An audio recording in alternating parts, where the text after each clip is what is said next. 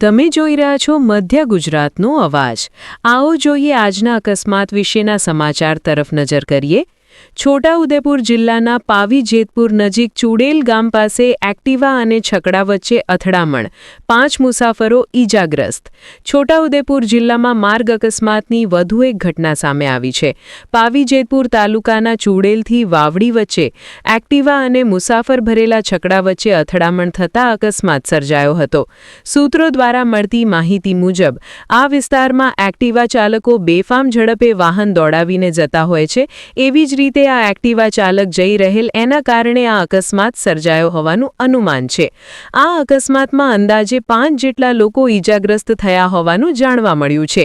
ઘટના બાદ સ્થાનિક લોકો તાત્કાલિક સ્થળ પર દોડી આવ્યા અને ઈજાગ્રસ્તોને મદદરૂપ બન્યા હતા। આ અંગે 108 એમ્બ્યુલન્સને જાણ કરવામાં આવતા ઈજાગ્રસ્તોને તાત્કાલિક સારવાર માટે નજીકની હોસ્પિટલમાં ખસેડવામાં આવ્યા હતા। હાલ ઈજાગ્રસ્તોની હાલત અંગે વધુ માહિતી પ્રાપ્ત થઈ નથી। પોલીસ દ્વારા સમગ્ર ઘટનાની તપાસ હાથ ધરવામાં આવી છે। વિડીયો પસંદ આવે તો લાઇક કરો, તમારા અભિપ્રાયો કોમેન્ટમાં જરૂર લખો।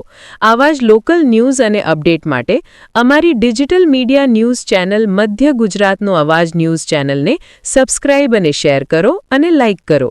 રિપોર્ટર રણજીત રાઠવા, પાવી જેતપુર। મારું નામ રાઠવા ઉમેશ કુમાર જંગુભાઈ। હું વાવડીથી પેસેન્જર ભરી જેતપુર તરફ જતો હતો। એમાં સામે એક્ટિવા ચાલક આવ્યો, બુટલેગર, અને મારી ગાડીમાં ઠોકી દીધી। મારી ગાડીમાં 5 થી 6 પેસેન્જર હતા। એમાં 3 થી 4 ને નાની મોટી ઈજાઓ થઈ છે અને એમને સામૂહિક આરોગ્ય કેન્દ્ર ખાતે જેતપુર મોકલવામાં આવેલ છે 108 બોલાવી।